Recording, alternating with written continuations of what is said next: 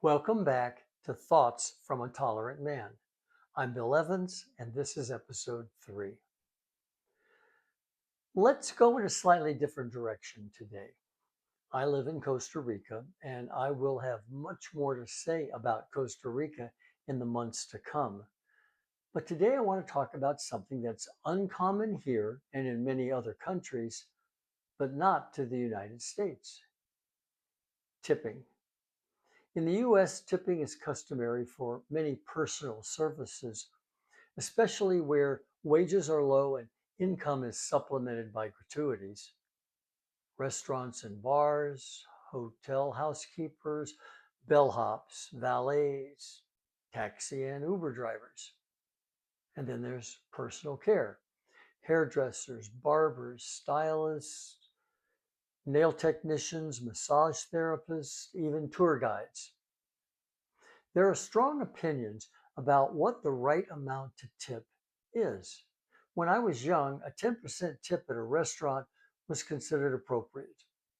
Today, that would almost feel like an insult. Here in Costa Rica, tipping generally isn't expected, but in some higher end establishments, a small service charge might be added, but that's not the norm. That said, if you receive exceptional service, a small tip, while not expected, may still be given. It's simply different. Back in the US, though, there is one place where the tipping culture runs deeper than anywhere I've ever seen: Las Vegas. Of course, you tip at bars and restaurants, but casinos take things to a different level. Cocktail servers delivering free drinks. Dealers at table games get chip tips called tokes, especially when you're winning or closing out a session. Tipping is just part of the choreography.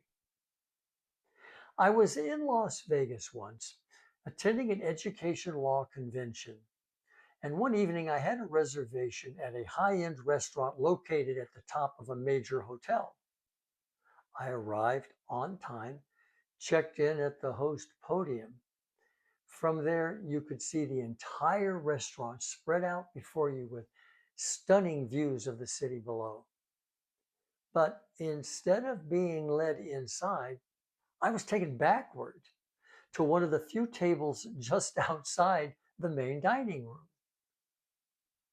I sat down, realized what had happened, returned to the podium, and discreetly gave a tip.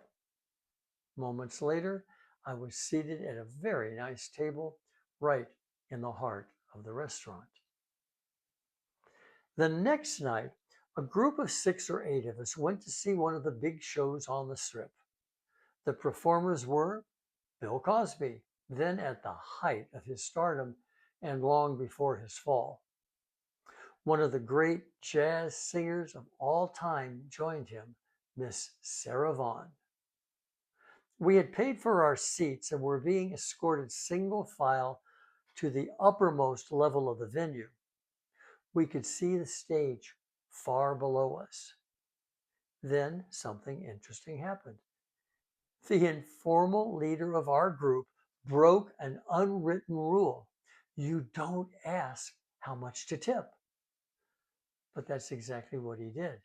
He asked what would it take to sit down there and pointed toward the stage. Our escort hesitated. It is likely he had never been asked that question before. Meanwhile, the rest of us were already reaching into our pockets and wallets and passing bills forward.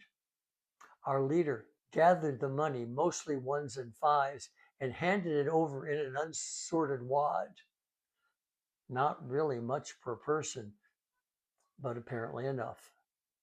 Our escort didn't say a word. He turned and started walking downward. Row after row of seats passed by.